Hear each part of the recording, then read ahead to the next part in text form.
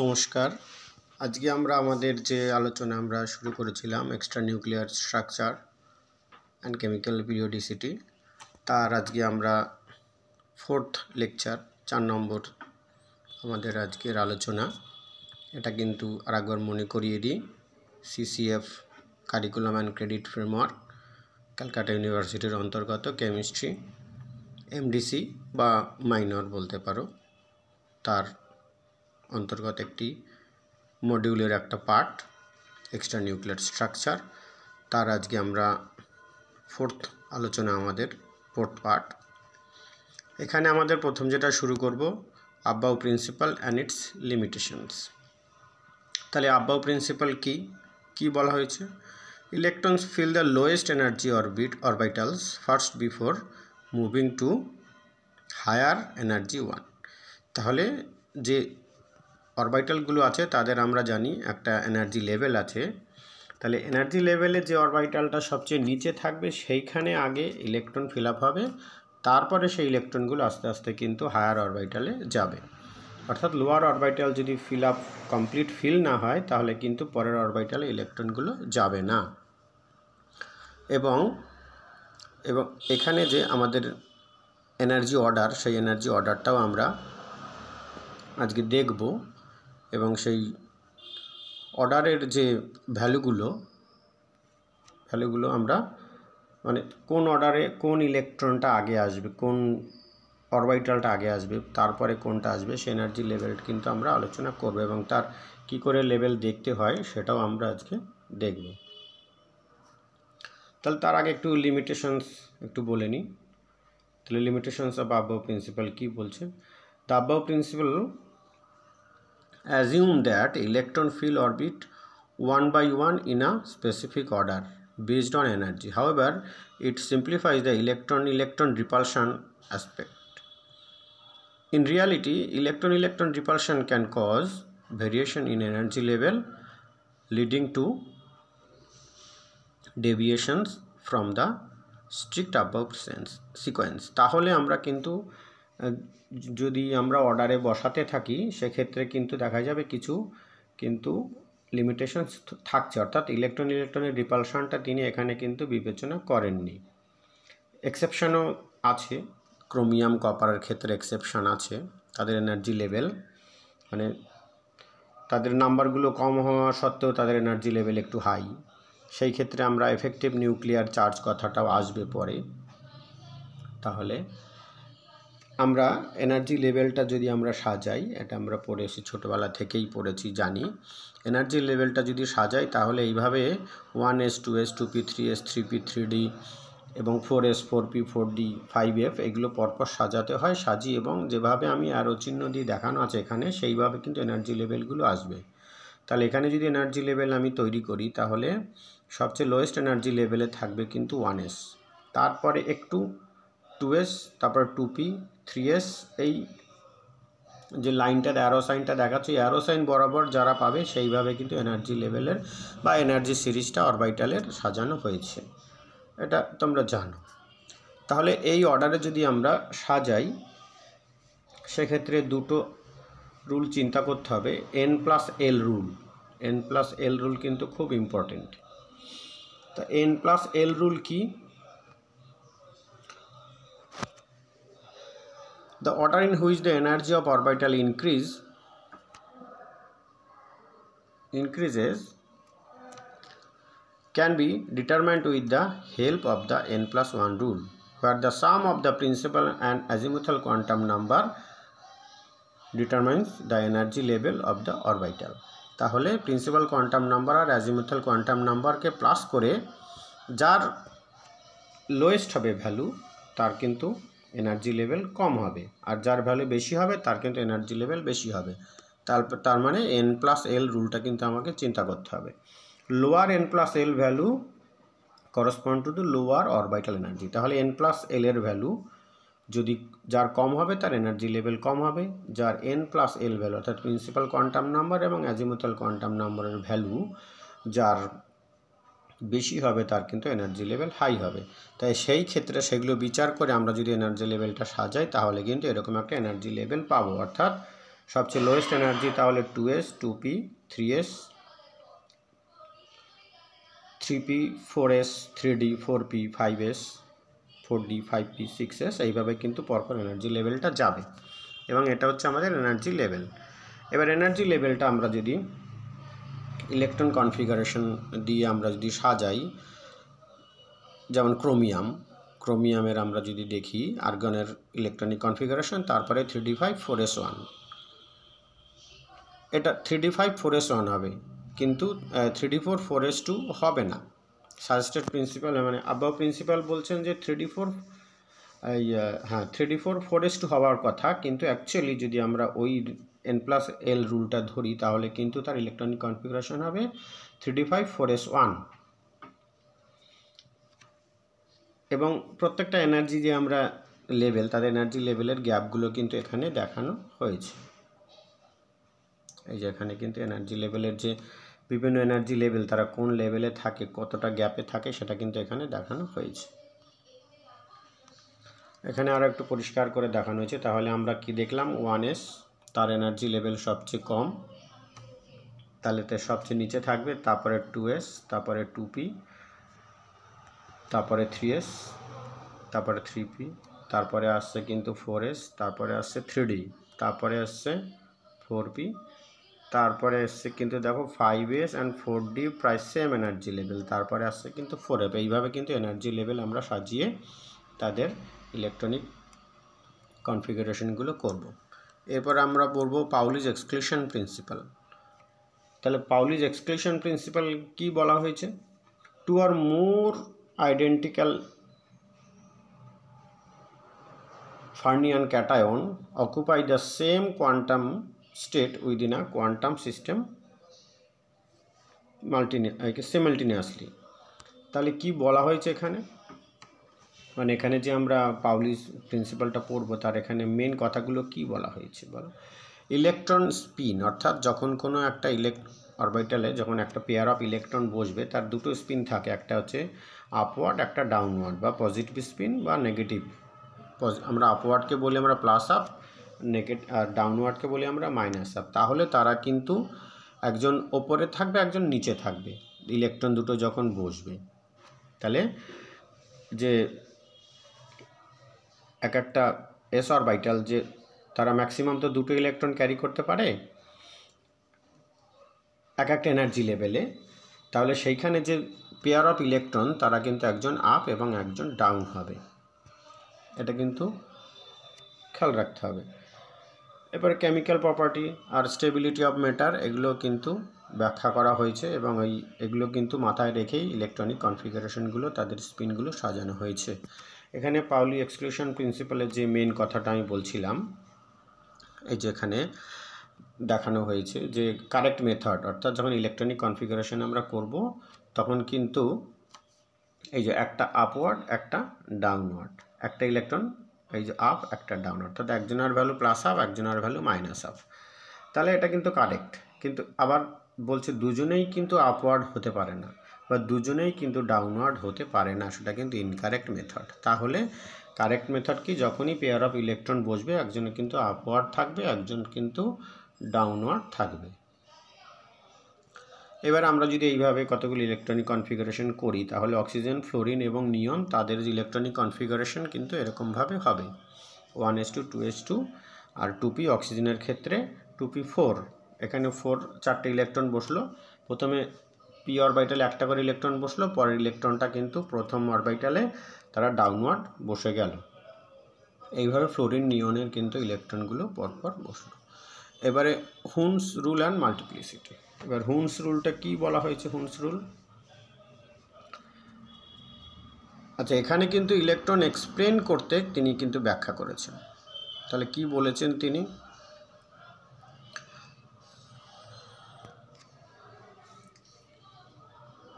আচ্ছা এখানে Hund's rule আর a set of empirical principle used to determine the most stable electron configuration within the given electron cell or subcell। তাহলে sell বা subshell যেটাই দাও, যেখানে কিন্তু হুনস রুল কি বলছেন, মানে এমন একটা ইলেকট্রনিক কনফিগারেশন দিতে হবে যেটা কিন্তু আমরা সবচেয়ে বেশি স্টেবিলিটি পাবো। তাহলে স্টেবিলিটি আমাদের ব্যাখ্যা করতে হবে এখান থেকে, এবং এখান তার একটা রুলের মধ্যে একটা মাল্টিপ্লিসিটি রুল আছে, সেটাও আমরা দেখব। তাহলে তার প্রথম রুলটা তিনি কি বলছেন, electron field degenerate orbital on at the time with parallel spin before pairing up. তাহলে বলছে পেয়ারিং আপ হওয়ার আগে কিন্তু তার আগে প্যারালাল বসবে।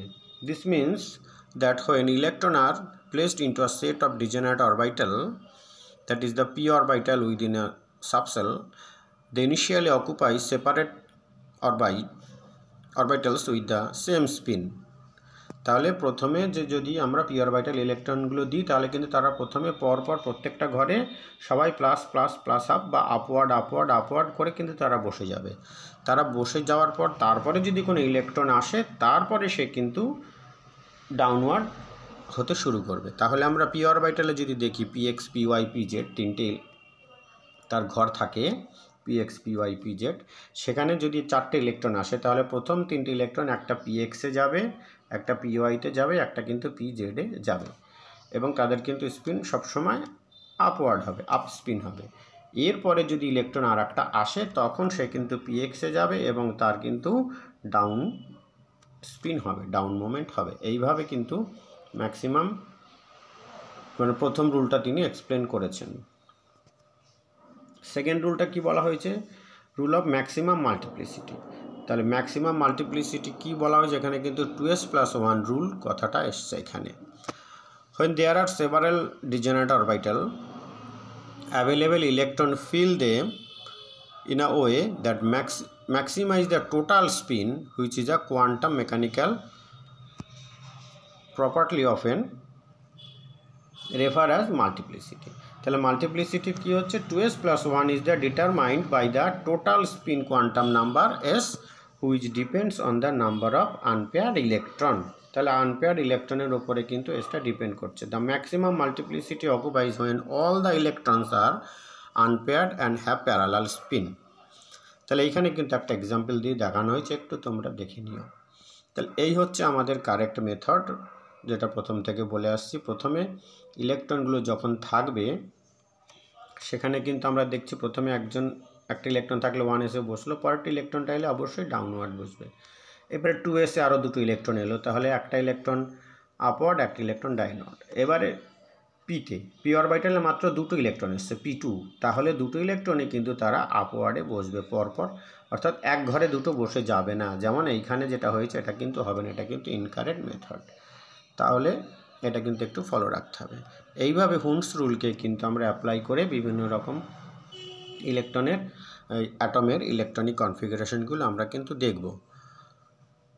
এখানে যখন p অরবিটালগুলো কমপ্লিট হয়ে গেল, তারপরে যখন তারা ইলেকট্রন এলো,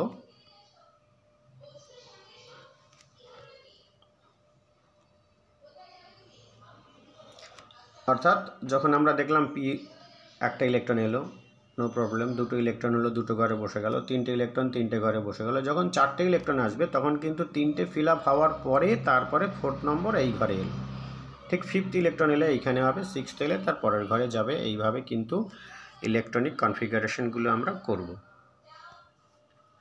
এরপরের আমাদের যে পয়েন্টটা, এফেক্টিভ নিউক্লিয়ার চার্জ। তাহলে এফেক্টিভ নিউক্লিয়ার চার্জ কি? এফেক্টিভ নিউক্লিয়ার চার্জ, যাকে আমরা জেড স্টার বলবো বা জেড এফেক্ট বলতে পারি, is a concept used in atomic and molecular physics to describe the net positive charge experienced by an electron in an atom. It takes into account the actual nuclear charge. তাহলে effective nuclear charge কিন্তু আমরা actual nuclear charge হিসাবে গণ্য করব। The number of proton in the nucleus and the shielding or screening effect of inner electrons. তাহলে আমরা কি বলবো, the effective nuclear charge, তাহলে কিভাবে বলবো, z effect is equal to z minus sigma, z minus sigma বলছি আমি, যেখানে zটা কি, z হচ্ছে অ্যাটমিক নাম্বার আর সিগমাটা হচ্ছে কি এখানে শিল্ডিং আর স্ক্রিনিং কনস্ট্যান্ট। শিল্ডিং এফেক্ট থাকে বা স্ক্রিনিং এফেক্ট যেটা বলি আমরা, তার জন্য যে ভ্যালুটা সেখানে কিন্তু তার জন্য কিন্তু সিগমা কথাটা আসবে। তাহলে সিগমার মানেটা কি, which is a measure of the extent to which the inner electron shield or screen, যেটা বলছি আমরা, the outer electron from the full charge of the nucleus. দেখবো আমরা পরে আরও। তাহলে the effective nuclear charge is, কোন কোন দিক দিয়ে এটা ইম্পর্টেন্ট। তাহলে একটা কি বলা হয়েছে, ইলেকট্রন ইলেকট্রন রিপালশান। তাহলে ইলেকট্রন ইলেকট্রন রিপালশানের দিক দিয়ে কিন্তু এফেক্টিভ নিউক্লিয়ার চার্জ কিন্তু একটা অনেক ভ্যারি করে। তাহলে electron is an atom repel each other due to their repulsion charge বা due to their negative charge, same charge. The effective nuclear charge determine how strongly the outermost electron are attached to the nucleus and how strongly they are repelled by other electrons. A higher effective nuclear charge leads to a stronger attraction between electron and the nucleus. Very খুব important কথা এটা। Electron distribution. The effective nuclear charge affects the distribution of electron in atomic orbital. Electrons are more strongly attracted to the nucleus when the effective nuclear charge is higher, which can influence their special distribution and energy level within the atom. এরপর আছে periodic trend. এই periodic ট্রেন্ডের উপরেও কি depend করে আমাদের effective nuclear charge, এবং chemical behaviour তো অবশ্যই ডিপেন্ড করবে। এইখানে আমি একটু ছবির মাধ্যমে দেখাতে চেষ্টা করেছি যে এফেক্টিভ নিউক্লিয়ার চার্জটা এখানে কিভাবে কাজ করে। ইলেকট্রনগুলো যে বাইরের ইলেকট্রনের প্রতি যে অ্যাট্রাকশন ফোর্স, সেই অ্যাট্রাকশন ফোর্সটাকে কিন্তু সিল করে দিচ্ছে, অর্থাৎ মিনিমাইজ করে দিচ্ছে কিন্তু এই ভেতরে ইলেকট্রনের রিপালশনটা, এই যে ইলেকট্রন, এবং এটা দেখা যাচ্ছে একটা অ্যাট্রাকশন ফোর্স। অ্যাট্রাকশন ফোর্সটাকে কিন্তু একটু কমিয়ে দেওয়ার চেষ্টা করছে এই ভেতরের ইলেকট্রনটা ওই ইলেকট্রন রিপালশনের জন্য, এবং তার জন্যই কিন্তু স্ক্রিনিং এফেক্ট বা শিল্ডিং এফেক্টটা তৈরি হচ্ছে। তাহলে এফেক্ট নিউক্লিয়ার চার্জ কিন্তু এইভাবে ইলেকট্রনের উপরে যদি আমরা n=3 ধরি, তখন কিন্তু তাদের যে এফেক্টিভ নিউক্লিয়ার চার্জ এখানে কিন্তু দেখানো হয়েছে ছবির মাধ্যমে, আমরা পরে আরও দেখব। এবারে শিল্ডিং অ্যান্ড পেনিট্রেশন বা স্লেটার্স রুল, এগুলো পরপর দেখবো। শিল্ডিং, তাহলে শিল্ডিংটা কি? Shielding also known as screening or electronic shielding refers to the ability of inner electron to partially shield or screen the outer electron from the full positive charge of the atomic nucleus. তাহলে এইমাত্র বললাম আমি যে বাইরের ইলেকট্রনের প্রতি ভেতরের নিউক্লিয়াসের যে একটা ফুল অ্যাট্রাকশন ফোর্স, সেটা কিন্তু সম্পূর্ণ কাজ করতে দেয় না তার ভেতরের ইলেকট্রনটার জন্য, কারণ সে নেগেটিভ চার্জ, তার রিপালশন একটা কাজ করে। The shielding effect occurs because inner electron occupy the space closer to the nucleus and carry negative charge. This negatively charged inner electron repel the outer electrons, reducing the net positive charge experienced by the outermost electron. তাহলে খুব important একটা কথা। এরপরে চলে আসি penetration. Penetration আর electron penetration refer to the ability of electron in subshell with higher angular momentum quantum number, যার angular momentum L value high, to penetrate closer to the nucleus compared to electron in subcell with lower L value. তাহলে higher L value থেকে lower L valueতে একটা electron যখন ভেতরে চলে আসবে, সেই কথাটা কিন্তু আমরা পেনিট্রেশন বলবো। যেমন electron in subshell with higher L value, PDF, এই সমস্ত অরবিটাল ইলেকট্রনগুলো আছে, যেমন তারা যেমন লোয়ার অরবিটাল ইলেকট্রনে যদি চলে আসে হায়ার থেকে লোয়ার, তখন যে ঘটনাটা ঘটবে সেটা কিন্তু আমরা পেনিট্রেশন হিসেবে বলবো। এবার স্লেটার্স রুল। স্লেটার্স রুল কি বলছেন? আচ্ছা, প্রথমে স্লেটার্স রুল, বোথ দ্য শিল্ডিং, আচ্ছা এখানে কি বলা হয়েছে দেখো আগে। This rules are used to estimate the effective nuclear charge. তাহলে এই রুলটা কিসের জন্য ব্যবহার করা হচ্ছে? স্লেটার্স রুলটা কিন্তু এফেক্টিভ নিউক্লিয়ার চার্জ সেটা এস্টিমেট করার জন্য কিন্তু এই রুলটা ব্যবহার করা হয়েছে, যেটা experienced by an electron in a multi electron atom accounting for both shielding and penetration effect. Slater's rule are apply to calculate Z effect for a specific electron in a multi-electron atom as follows. তাহলে screening constant যদি আমরা sigma ধরি তাহলে কিন্তু সিগমার ভ্যালুগুলো for inner বা core ইলেকট্রনের জন্য সিগমার value 1 ধরবো আমরা, ফুললি শিল্ডিং। আর আউটার ইলেকট্রন যদি সেম সাবসেল হয় তাহলে কিন্তু আমরা সিগমার ভ্যালু 0.35 পার্শিয়াল শিল্ডিং। আর যদি for outer electron in different subshell, যদি অন্য সাবসেলে যদি ইলেকট্রন থাকে তাদের মধ্যে যে সিগমা ভ্যালুটা সেখানে কিন্তু 0.85 পার্শিয়াল শিল্ডিং হবে। তাহলে জেড এফেক্ট বা এফেক্টিভ নিউক্লিয়ার চার্জ এখানে কিন্তু আমরা জেড এফেক্ট হিসেবে তখন যদি আমরা বলবো তখন Z equal to minus summation of sigma, অর্থাৎ যতগুলো আউটার মোস্ট ইলেকট্রন আছে সবার যে শিল্ডিং এফেক্টগুলো আছে সবগুলো প্লাস করে সেটাকে কিন্তু অ্যাটমিক নাম্বার দিয়ে মাইনাস করলে তবে কিন্তু আমরা এফেক্টিভ নিউক্লিয়ার চার্জটা পাবো। এইভাবে আমরা একটা নিউক্লিয়াস এবং তাদের যে আউটার মোস্ট ইলেকট্রন তাদের যে রিপালশন ফোর্স কাজ করে এবং একসঙ্গে যে অ্যাট্রাকশান ফোর্স কাজ করে সেটা কিন্তু আমরা দেখিয়েছি। এবং এইখানে আমরা বিভিন্ন অরবিটাল তাদের বিভিন্ন প্রিন্সিপাল কোয়ান্টাম নাম্বার এবং এস অ্যান্ড পি ইলেকট্রনগুলো কথা বলা হয়েছে এবং তাদের বিভিন্ন সিগমার ভ্যালু কি হবে সেগুলো কিন্তু এখানে বলা হয়েছে। ব্যাস, ওকে, আজকের আলোচনা এইটুকুনি। Thank you.